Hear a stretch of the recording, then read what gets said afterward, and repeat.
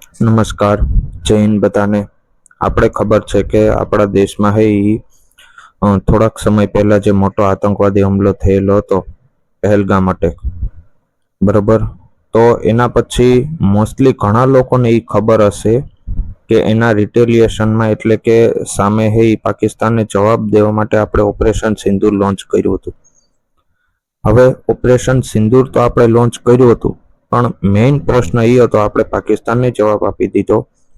Main પ્રશ્ન એ હતો કે ભાઈ જે એ આતંકવાદીઓએ હુમલો કરેલો હતો એ આતંકવાદીઓ ક્યાં છે? ભારતની અંદર તો ઘૂસી ગયા હતા તો હવે એને આપણે શોધવા તો પડે જ, બરોબર. અને એને જ્યારે આપણે મારી નાખીએ ત્યારે આપણે સાચી ખબર પડે ને સાચો બદલો લીધો કહેવાય. તો આના માટે છે એ આપણા દેશની અંદર જે આપણી NIA છે, CBI છે, RNAW છે, બરોબર, પછી NSA છે, આર્મી, જમ્મુ કાશ્મીર પોલીસ, બધાએ મળી અને 1055 લોકોનું ઇન્ટરોગેશન કરેલું હતું, એટલે પૂછતાછ કરેલી હતી. જે પહેલગામ અટેક થયો તો 1055 લોકોની પૂછપરછ કરી, બધાએ ભેગા મળી.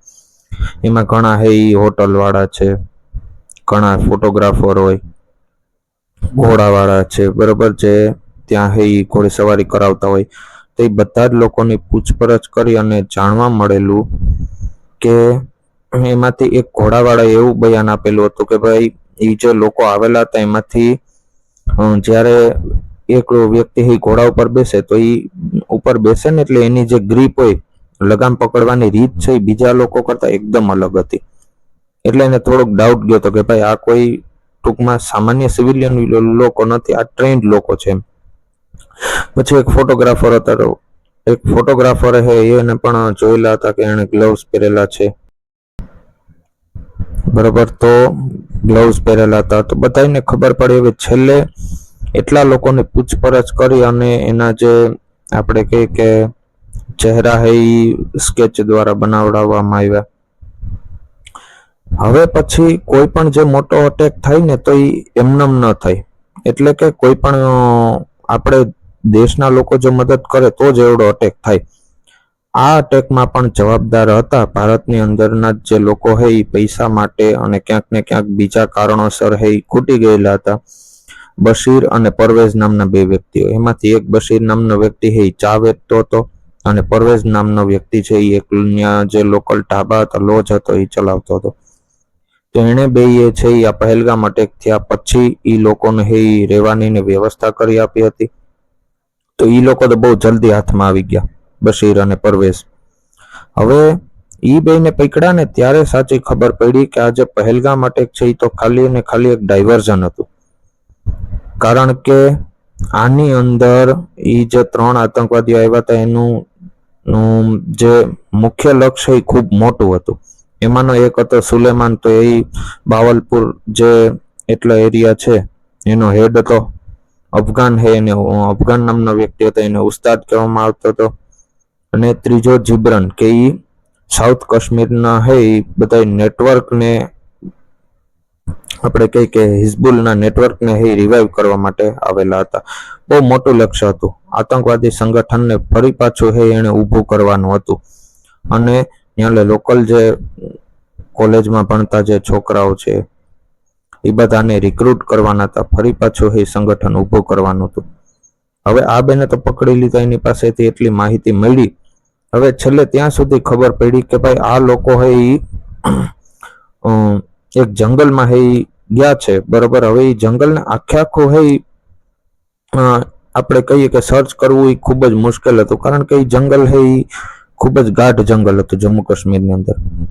એટલે પછી અને બીજી વસ્તુ કે એ જે આતંકવાદી હતા ખૂબ ટ્રેન્ડ હતા, કોઈ પણ પ્રકારના સિમ કાર્ડ વાળા મોબાઈલ યુઝ કરતા ન હતા, ડાયરેક્ટ સેટેલાઇટ ફોનનો યુઝ કરતા હતા.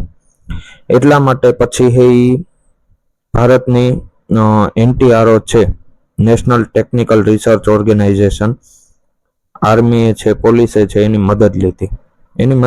એટલે એને શું કર્યું કે ભાઈ આપણે ખબર છે કે ગમે ત્યારે ફોનનો કે યુઝ કરીએ પછી સેટેલાઇટ ફોન હોય તો પણ ભલે એક પ્રકારની ફ્રીક્વન્સી નીકળે, એમાં આવૃત્તિ નીકળે. એટલે આવૃત્તિને ઝડપી પાડવા માટે NTRO ની આપણે હેલ્પ લીધી. હવે NTRO ની હેલ્પ લઈ અને હાલન જંગલ નામનું હતું, બરોબર. હાલન વિસ્તાર હતો જે જંગલમાં, એ વિસ્તારમાં એ બધાની લોકેશન મળી ગઈ. હવે 3 ની લોકેશન મળી ગઈ એટલે આર્મી છે, જમ્મુ કાશ્મીર પોલીસ છે, બરોબર, અને બીજા જે આર્મીમાં પણ સ્પેશિયલ ફોર્સીસ હતી બધા એ પોતે સર્ચ ઓપરેશન ચાલુ કર્યું. સર્ચ ઓપરેશન ચાલુ કરી અને થોડાક જ સમયની અંદર રાત્રિ દરમિયાન આગળ વધતા હતા એટલે એને જોવા મળ્યું કે ભાઈ એક ઝૂંપડી હતી, ઝૂંપડીની બહાર થોડી આગ લાગેલી હતી, પણ કોઈ પણ પ્રકારની હલચલ જોવા મળતી ન હતી. હવે હલચલ જોવા ન મળતી હતી એટલે એમાં કેવું હોય કે જ્યારે પણ આતંકવાદીઓ સંતાણા હોય અથવા તો ક્યાંય એવી રીતે છુપાણા હોય તો 2 વ્યક્તિઓ સૂતા હોય અને એકાદ 2 વ્યક્તિ તો પહેરો દેતા હોય, પણ આ લોકો ખૂબ કોન્ફિડન્સમાં હતા કે ભાઈ આ ઇન્ડિયન આર્મી અમને નહીં પકડી શકે, એટલે 3 સૂઈ ગયા હતા. હવે જેવા એકદમ નજીક જાય છે એટલે જોવે છે કે ભાઈ આ તો 3 જ આતંકવાદીઓ છે, એટલે સીધું એની ઉપર ફાયરિંગ કરે એટલે 2 આતંકવાદીઓ તો ત્યાં ને ત્યાં મરી જાય છે અને એક આતંકવાદી છે એ ત્યાંથી ભાગી જાય છે. ભાગતો છે એ આડેધડ એમને ફાયરિંગ કરે છે છતાં પણ એ ઇન્ડિયન આર્મીની ગોળીનો શિકાર થઈ જાય છે.